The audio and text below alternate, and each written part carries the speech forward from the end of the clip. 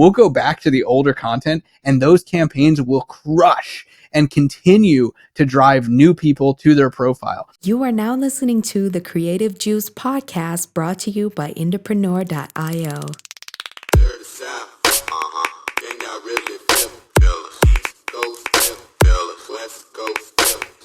What's up, Indies? Welcome back to Creative Juice. This is the podcast where we talk about growing and monetizing a fan base and building a music career with music marketing strategies that are working right now based on what we see every single day inside of our agency and across our community of thousands of artists and bands. I hope you enjoy and subscribe. This is episode 376, and I'm your host, Jack McCarthy. And with me today is my good friend Circa back in the studio with me. I'm so excited. Cirque, what's up, dude? What's up, dude? Super psyched to be back in the saddle. I'm excited too, man. And I think this is going to be a fun episode where you can kind of grill me a little bit. We're going to talk today about TikTok ads specifically. I get questions all the time from artists and their teams when I talk about the platforms that we focus on when it comes to media buying, paid traffic, paid social media, whatever you want to call it. The next question that I usually get is, how about TikTok? So today we're going to talk about TikTok ads and how we run TikTok ads as a music marketing agency so that you can learn about why we do it, when we do it, how we do it, and so that you can do it for yourself. Yes. And it's something that we came up on this model of like, we can control traffic. We can go buy traffic, eyeballs, attention, direct it where we want it to go. And our ability when we go to the market to buy some traffic, we get lots of details about what traffic we're buying, right? There's a nutrition label. It's got the breakdown of all the calories and the macros and the ingredients, right? And we really like that. But when we first went to the TikTok market to buy some traffic, there was no label. It was just a sketchy, generic brown package that said traffic on it. And we just couldn't be certain. We couldn't be certain of what was inside. Yeah. And so it made it very difficult to come to TikTok because it had an immature ads platform. Whereas Facebook has not only the most advanced ads platform in the world, but the ad platform itself might be one of the most advanced machine learning, in production, economically useful systems in the world. It's very advanced. We're just used to that. We were kind of spoiled by it, actually, because back in the day, you didn't have that. And so it made it really hard to reason about what kinds of, strategies we can employ with TikTok. But again, like the agency was kind of my lifeline to, when's the last time we tested TikTok? What do we know about its ad types? What do we know about sort of what it's like to buy traffic on the platform? And we've done that, ever since TikTok really gained ground. We've done that at least twice a year, if not 4 times a year or more. And it seems like it's starting to really mature a little bit as an ads platform. And so I'm excited to get into that with Jack today and figure out what's changed. Yeah, I'm super excited too. There's always something changing ad platforms, social media platforms, and TikTok is certainly no exception to that rule. And TikTok has been in the news, a lot over the last 6 months to a year. Yeah. And we're not going to talk about that today. We're mostly going to talk about ads and how we run TikTok ads and how it's a little bit different than how we've historically approached advertising, especially from a testing perspective on meta platforms, and how that has kind of continued to be the case even up to today. I'm excited to kind of have you pick my brain, Cirque. So why don't you give us the broad overview? Like, I guess maybe we'll take a chronological view of this. Why did the agency dip back into TikTok, or what was the campaigns, like some rough information about that, and then kind of set up how we got into this like discovery. Yeah, for sure. I would love to. TikTok ads have been, since the beginning of TikTok ads being a platform and something that was usable a number of years ago now, we have been wanting to experiment and have been experimenting with what the best strategies for using it are.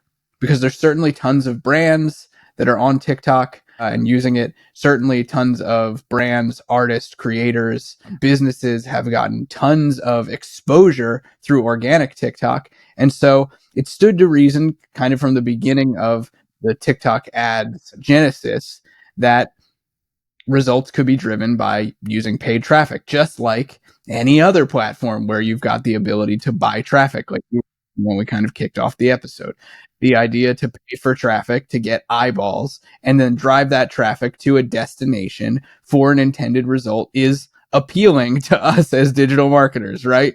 This is kind of like the foundations of paid traffic online. And we've been exploring a variety of methods and tactics, campaign approaches for doing that ever since then. And there are a kind of a few truths that I wanted to explain today on the podcast. And this is often what I get into when I talk to artists and their teams about media buying and the platforms that we spend a lot of our focus and energy on at our agency, IndieX, and why we do things the way we do them. Now, what's really interesting about TikTok as a platform compared to how we've, historically used meta placements like Facebook and Instagram, what's a little bit different, and it may just be because of the time period that TikTok ads became a platform that we could actually use in the life cycle of, paid social media advertising. But we've pretty much determined at this point that the way that we test ads on social media is vastly different on TikTok than how we do on Meta. And I'm happy to get into that if you want to, because that's kind of like I think one of the core foundational things that you need to understand about TikTok ads before you decide to spend money there. One, why don't we sort of ground ourselves in the sort of conveniences of Meta, and you can just limit that to like the ones that are missing or were missing in TikTok, so that we can get just an idea of like what you were coming into this, like the different affordances and conveniences you were used to. Sure, absolutely. So this is very interesting because when, especially like, go back to 2016, 2017, right? When we were just starting to build our strategies around meta ads, or really rolling out our strategies around meta ads. At the time, it was just Facebook ads. There wasn't even really Instagram ads at the time. At that time, there was so much granular interest data that you could target based on. We've talked about this in previous episodes that, the legacy of meta ads as a platform was we had tons of information that we could get really laser targeted with. And there was a time where that was like the best practice to do. Laser target, set up ad sets based on artist interest, find genres that were perfectly aligned, narrow your audiences, and come up with essentially the perfect audience to put your content in front of, and then create an ad that is native to the platform, that doesn't look like an ad, and will catch someone's attention in the news feed as if they are seeing an organic post from you that's looking like it's viral, right? Yeah. In our legacy days of running ads, that was kind of the approach that we took. And that was the approach that we took when it came to testing. And it was a luxury for sure. It allowed us to get really specific about who we wanted to put an ad in front of, so that we knew exactly what we wanted to say to exactly the right person at exactly the right time with exactly the right piece of content. And it was oftentimes, especially for discovery, for artists and bands, discovery-based content was meant to look really native. It wasn't meant to be super polished music videos or anything like that. It was meant to look native to a platform, almost like someone pulled out a smartphone and they were recording you on the spot. Now, what's really interesting is obviously the landscape of social media has changed a lot since then, and Meta is no exception to that. The way that we run meta ads is a little bit different now too. However, there's still the foundations of testing within Meta when it comes to testing ad creatives and testing ad copy. There is still the tried and true processes of you can test ads in Meta. And for the most part, if you've got content that's pretty good, you can start to drum up an audience with it. You don't need to rely on pre-existing virality to build top of funnel on Meta ads on Facebook and Instagram. And that's great. It's really powerful for that reason, that you can spin up a campaign based on some content that you think is reasonably strong, and you can let it rip. TikTok, we found not the case. And that's what's really interesting about TikTok ads as a platform, and the recommendations that I typically make to artists and their teams about it. Yeah, I think that like also it is the case that it used to be that there was this insane barrier to entry for advertising where if you weren't established, knew your numbers, knew your target audiences, had tons of test data elsewhere, had a rigid framework for how your marketing team tested, found results, and then deployed, you kind of were screwed because like you need data from lots of sources to put together that picture. And until then, your waste, the percent of your spend and time that goes to waste is huge. You know, like back in the days of like early direct response, like your waste was gigantic because it would take you like literally weeks to set up a print campaign that was just a test. Most of it's incorrect. Your targeting's not very specific. So tons of waste was generated. In the era of Meta, you could be a brand new, I just created a product today, and your testing framework could be like very efficient. Whereas now with TikTok, with like, because it's an opaque platform, there's not a lot of data we're getting back and there's not a lot of data we can put in to target. Now you have this sort of black box that's harder to you if you're an existing company and you can measure long-term metrics and kind of look at like a system-wide lift from advertising on TikTok, and you have a big budget to put in. So like if you waste 10K, well, that's not a lot of your budget actually. That's fine. But if it's not the same as Meta, where if you're like, I just created a product today, let's go get some buyers. It's not like that, or wasn't, right? For sure, yeah. And so it's almost like we've gone back into the sort of black hole days of early direct response marketing, where there's a lot of work to be done on the front end. And I'll talk about what I mean by that in a second here. But what's interesting is like TikTok ads as a platform looks really similar to Meta ads. Like you get in there and it's like, okay, I have campaigns, I have ad groups, and I have ads. Which essentially is Google's model, right? It's all inherited from Google. Yeah, it's take the language of Google and the UI of Meta, and basically that.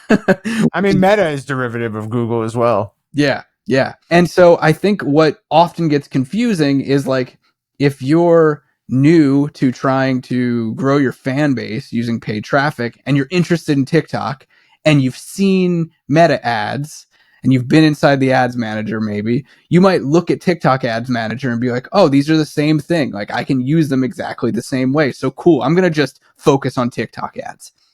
I wouldn't recommend you do that.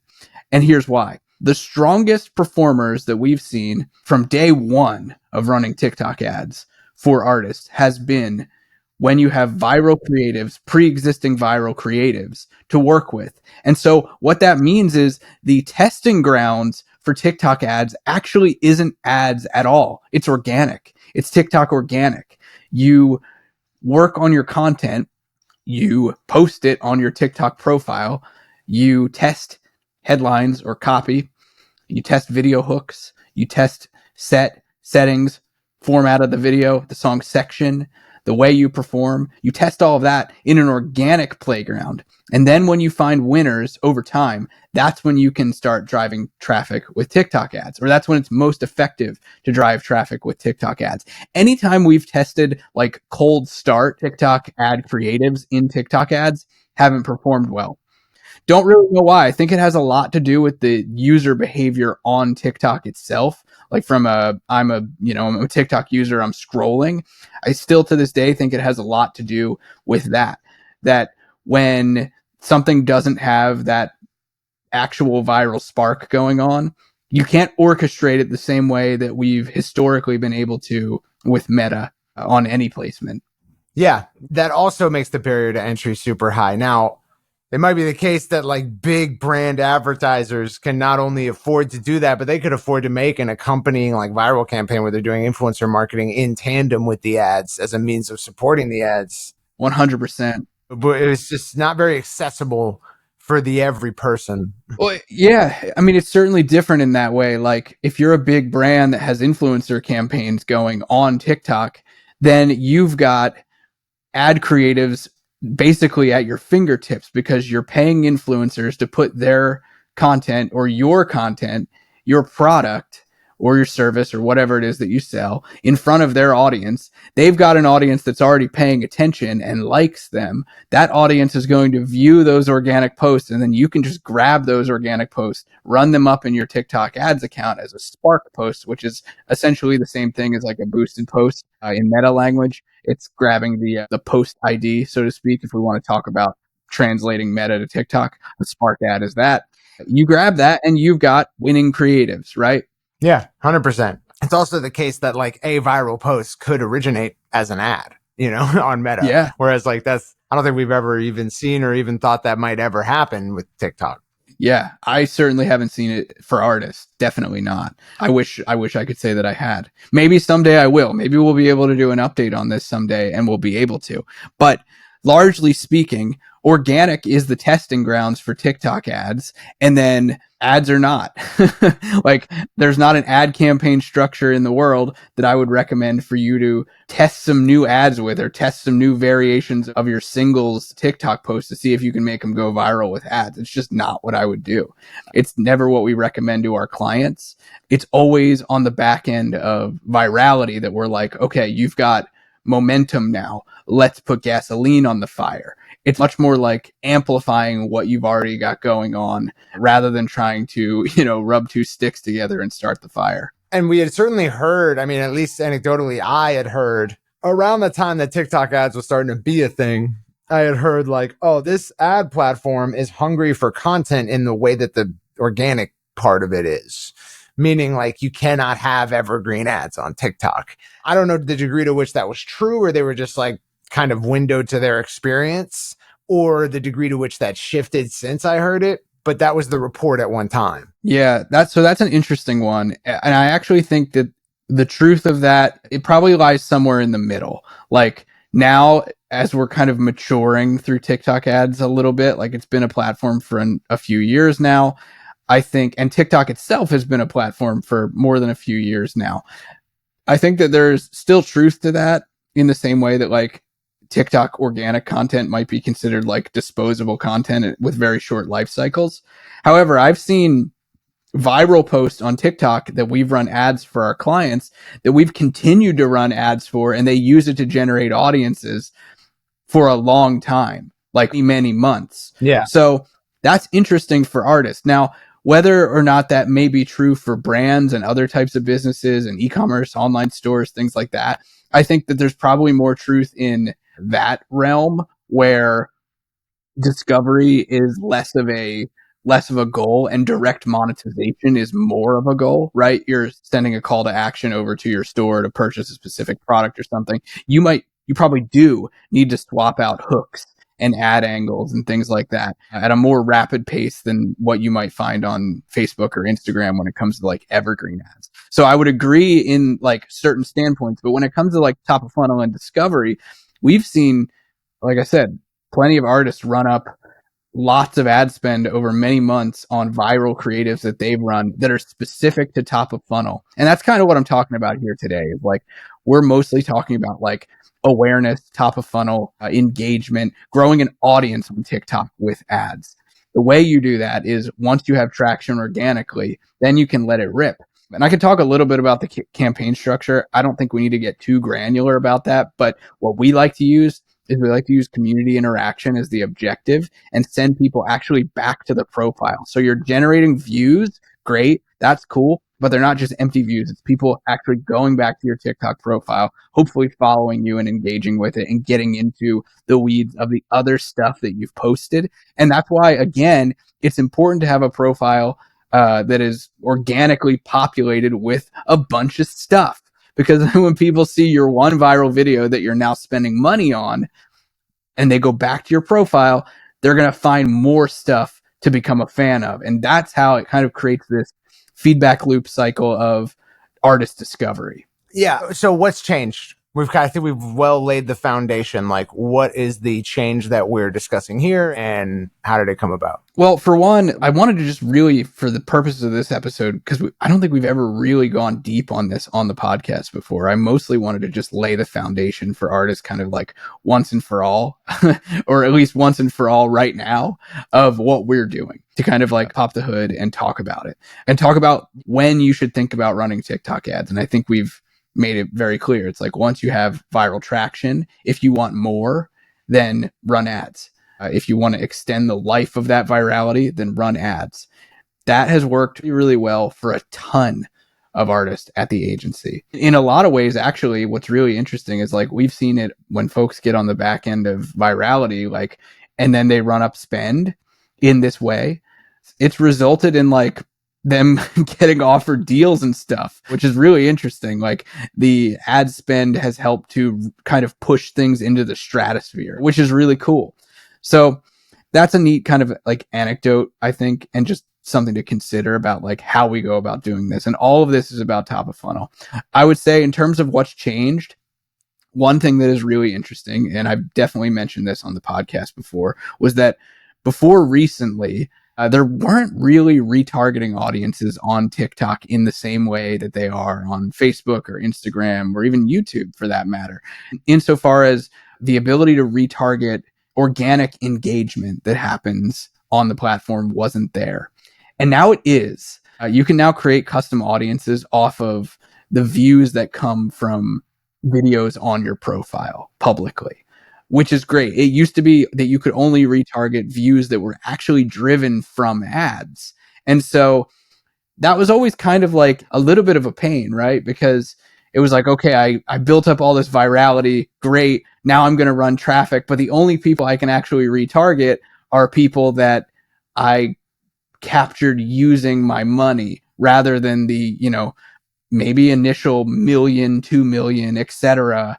viewers and new fans that I've caught before I decided to run ads. And that was kind of always a bummer. Now it's not the case. So I think there's going to be some really interesting test results coming out of that. Some of the things that we're doing at the agency as far as like retargeting campaigns. And we've done tests of that previously too. And retargeting has worked well as far as like getting opt-ins. Great.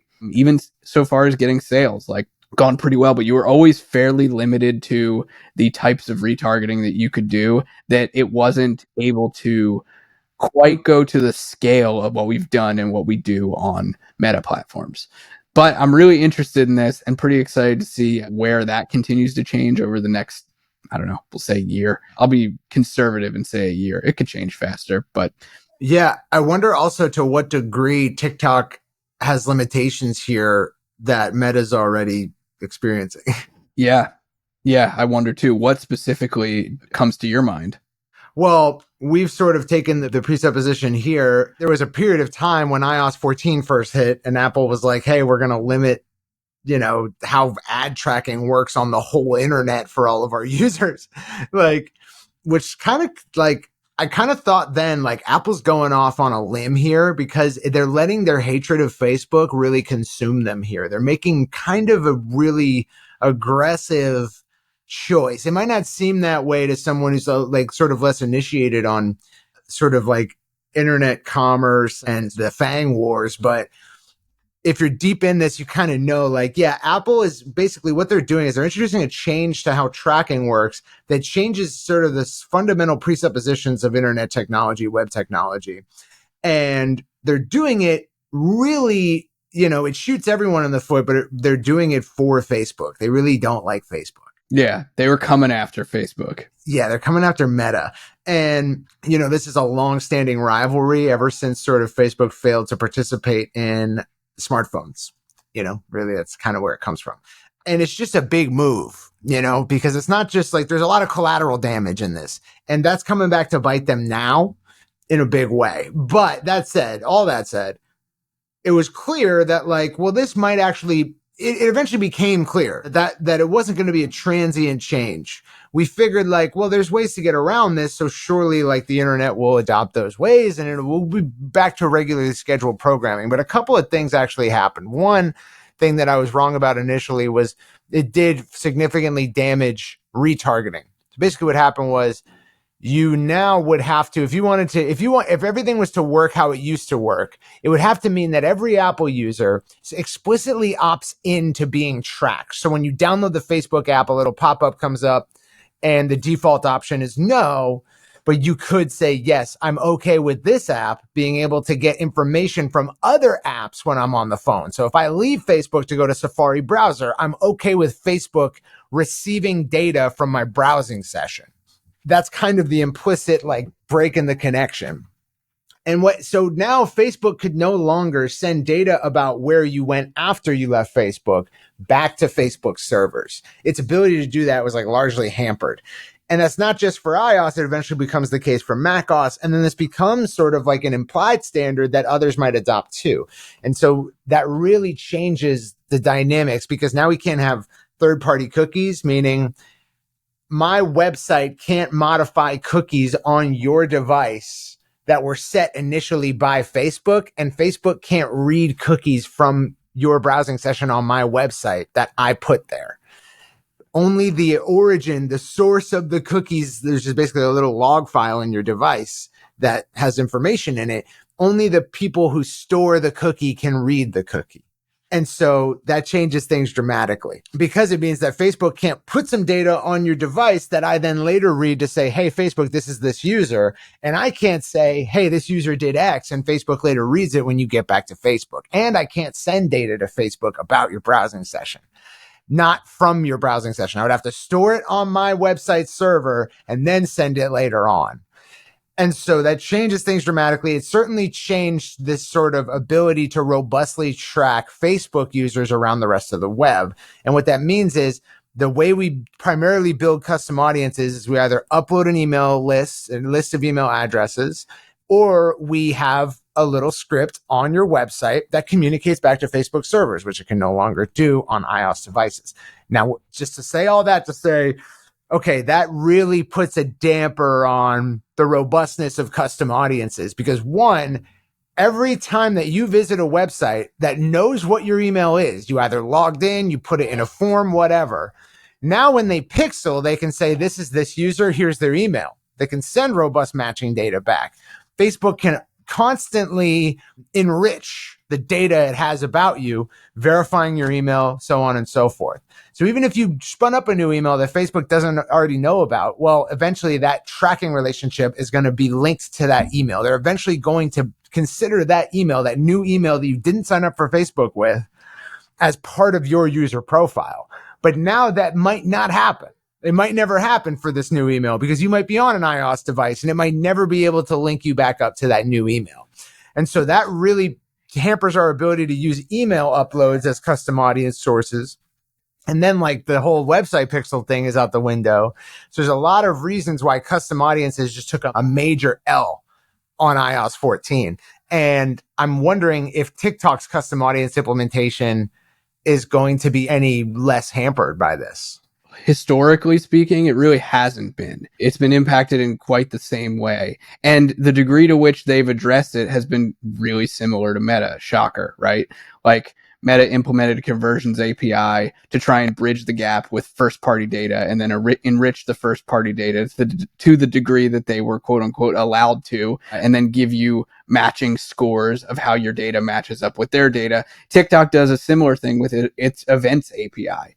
Okay, yeah. What's interesting to me about this is iOS 14 was going on with Meta, and there was so much conversation in digital marketing circles about how this was impacting things and all of the stuff that we had to do. Remember when we had to register brands, brand domains, and match them up and go into your DNS, and now all of that is out the window. You don't have to do it anymore. When all of that was going on, and everybody was like, oh, this is such a pain. It sucks. Like, my ads are tanking. It was right around the same time where, and this wasn't really like big in like music industry circles. Like the same conversation wasn't really going on, but in like digital marketing circles, especially like agency circles, there was a big surge to TikTok ads. And it was because TikTok was growing its user base so quickly, and content was going viral on TikTok so much at this time that everybody was like, oh, well, now that we have an ads platform there, we want to arbitrage the attention. And so there was so much attention on just using TikTok ads. The iOS 14 part of the equation was kind of just a secondary thought. It was like, well, we just want to tap into the user base and the fact that this type of short form content is blowing up right now. If we can just do better at that, then we don't care about the tech background. All of a sudden, it was like all the problems that people were having on Meta, they were like, that's a Meta thing, even though it wasn't. It's an internet thing. But it was an interesting time for TikTok ads to start getting its footing, because all of the same stuff applied. It just wasn't really paid attention to as much, or it didn't seem to be made as big of a deal because it was a new ads platform, and what people had working for them on Meta all of a sudden wasn't working, or they felt like it wasn't working anymore because of all of these changes that were going on related to Apple and its operating systems. Yeah. At the same time, they were like, oh, there's a new traffic source. It was almost like shiny object syndrome a little bit, masking what was actually going on all the time everywhere. You know, like as a musician, you're at like family, like holiday dinner or whatever, and like your uncle or your grandparent is like, oh, you're a musician? You're going to go on like America's Got Talent or something? And you're like, duh, Yeah. like I would have to explain to you so much for you to understand why what you just said to me is ridiculous, right?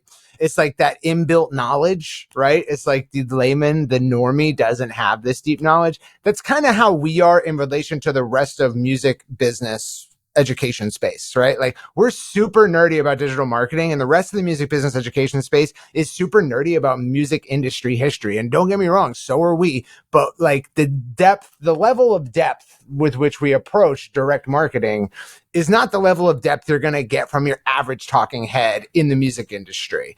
And for that reason, we've always been beating the drum about really nerdy, really in-depth digital marketing stuff. And we've been faded by everyone else in the space. But it's funny because at the time that iOS 14 was happening, in a way that's very similar to how like finance people in like 2017 were like, I don't know about Bitcoin, but I'm interested in blockchain, right? And it's like, okay, well, one, you don't know what blockchain is. Two, like if you did know what blockchain was, you would understand like why Bitcoin is like the most virtuous implementation of it, right? Like you would actually be more fetishizing Bitcoin than you would be blockchain. So the point being is that like, that's what the rest of the music industry, like business advice people were like. They were like, hey, I don't think Facebook ads are a good idea, but I'm okay with retargeting. And it's like funny that you're saying that now because retargeting is about to die. Like, so now you've got your Jesse Cannons and your Damian Keyses out there being like, use retargeting. In 2020, they're saying this right at the time that like the party that we've been having the whole time with retargeting is coming to an end, right? Yeah. And they're still doing it. They're still talking about, I don't know about advertising cold audience, but retargeting makes sense. And it's like, no, it kind of doesn't anymore. Now we're just yeeting cold everything. Yeah. Well, yeah. And we talked a few months ago about when we use retargeting on Meta now and under what parameters we go after retargeting audiences strictly versus cold. And, it's usually like short promotional based stuff. It's not things that you don't run retargeting ads at scale, really. I mean, it's a bit of a generalization. Again, I don't want to get too nerdy for you guys on the places where you would run retargeting ads at scale because... Point being is like the time at which to be really psyched about custom audiences and retargeting was any time before 2020. Anytime before 2020, 2021, it was a really great time to be psyched and beating the drum about retargeting and custom audiences because there was a lot of value to be extracted. Nowadays, like this is a deflating balloon, right? You're trying to suck air from, like it's like it's going to end and it's kind of like already there's not much like juice left in the tank. Well, I want to share one other thing that I think is new and interesting about TikTok ads. And it's actually not a new feature. It's not something that you're going to find talked about in the TikTok Business Manager or in TikTok Ads Manager at all. It's just an experience that I've had recently. And that it goes back to this concept of evergreen ads on TikTok and how they specifically relate to you guys as artists, as musicians. This is really interesting. We have a client at the agency who regularly goes viral on TikTok. And as a result, we run TikTok ads to extend that virality and keep growing their audience. Great. That's awesome. It works really well. We also end up swapping out their content pretty much every time they go viral with a new video. We turn off the campaign that had the previous viral video, and we build a new one and we launch it. Now, here's what's interesting. Some of those viral videos, when it comes to advertising, paid traffic, some perform better than others. Now, here's what's interesting.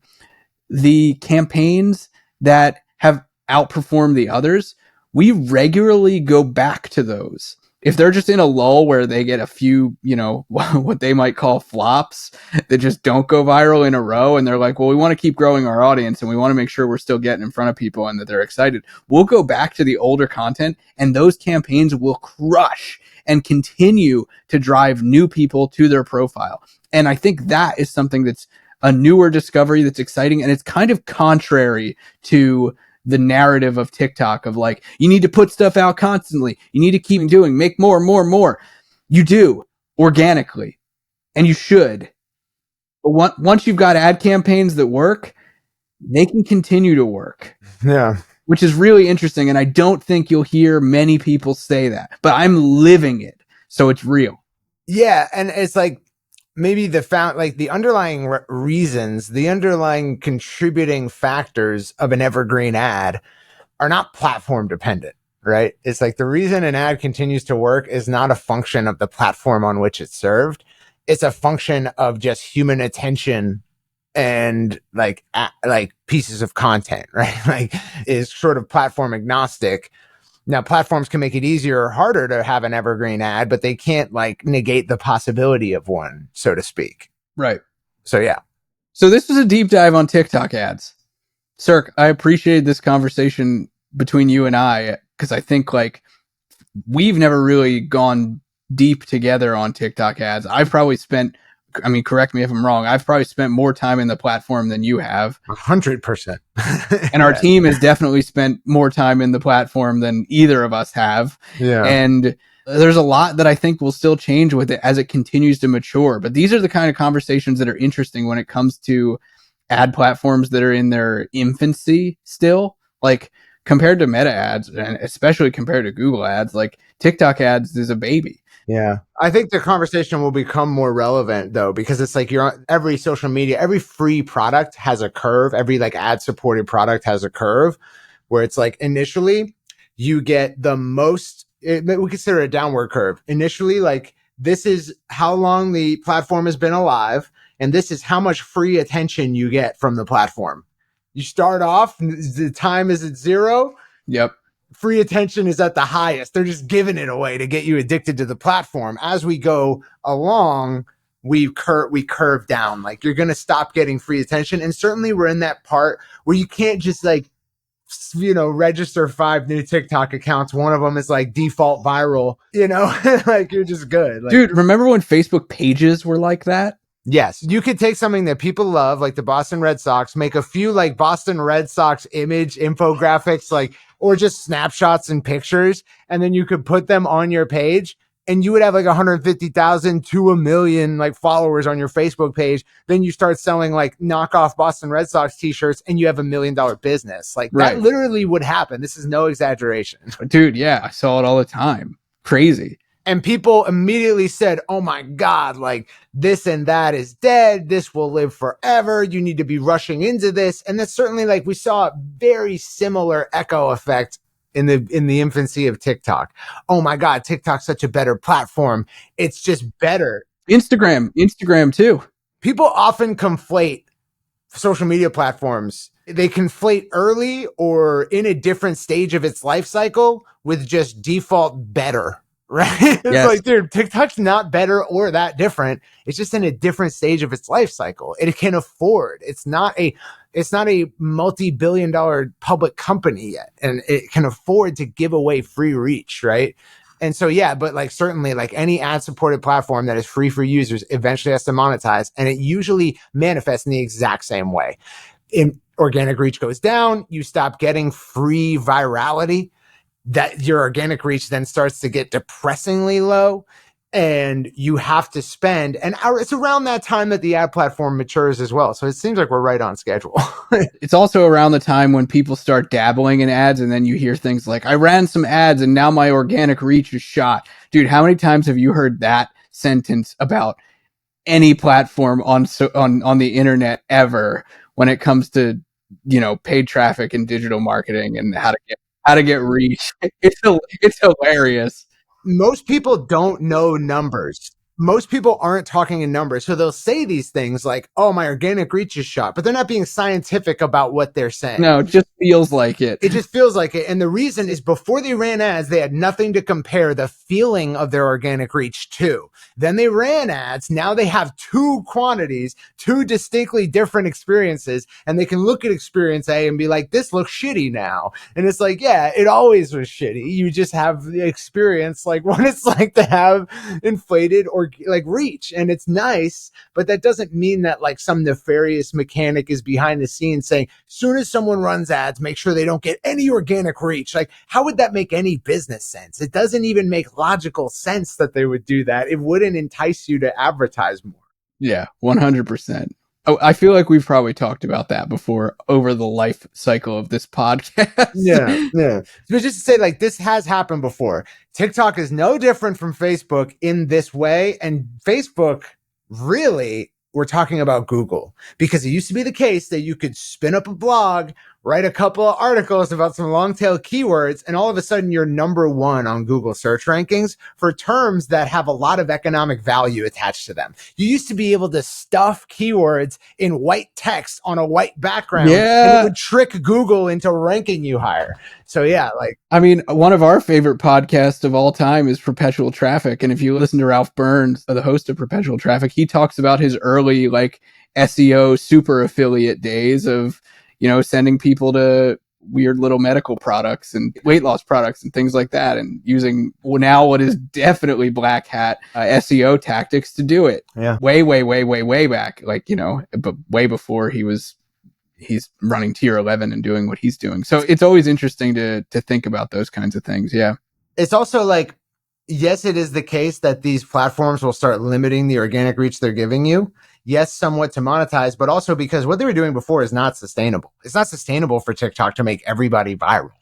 Then nobody's viral. You think about it like that, right? There's no such distinction. So it's not just that it's not sustainable. It's also the case that mature ad platforms bring the boys to the yard. Okay. They do, because you have to look at the economics of a multi-billion-dollar public corporation. They're actually not allowed to, even if they would go dummy viral, they cannot build a strategy on something that they can't rely on, because their value, their worth is a multiple of predictable net revenue in a given fiscal year. If the revenue is not predictable, they're not a sellable company. If they're saying, oh, we have a sick influencer who's really great at making viral TikToks, that's actually not something that a private equity firm can buy, right? No. They can buy, we have a rigid system for generating traffic at a known cost all the time, rain or shine, this works. Then they can buy it. And so it is the case that once you get away from pure virality and chance into the realm of like scientific advertising, then lots of big boys start coming to the platform. And guess what? They crowd you out. You're not on Google's, page one anymore, because they're competing for it. When you start getting phone calls to your cell phone from ByteDance or TikTok ad support pros, right after their earnings call in the future, then you really know that we're reaching maturity of the ad platform. Yeah, full saturation. Totally. Yeah. So it's just the case that like your reach is being limited, because that's just going to happen if a platform lives long enough. To you're being outcompeted now. And so, sorry, TikTok gang. We know it was a fun party. It certainly was fun for us in the days of Google and Facebook. Sorry that it happened to you too, but like, it's happening, dude. So, maybe come learn some ads. Well, learn how to make, and this is the whole thesis of this episode. We'll close with this.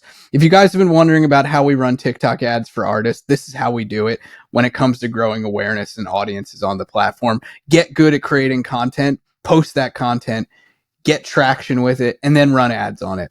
That's what you do. That's what we do. It works really well. It doesn't take the place of other platforms. It doesn't take the place of what you're doing on Instagram or anywhere else, or what you're doing with your meta ads, or what you're doing with any of the rest of your music marketing, whether it's email marketing, whether it's your store.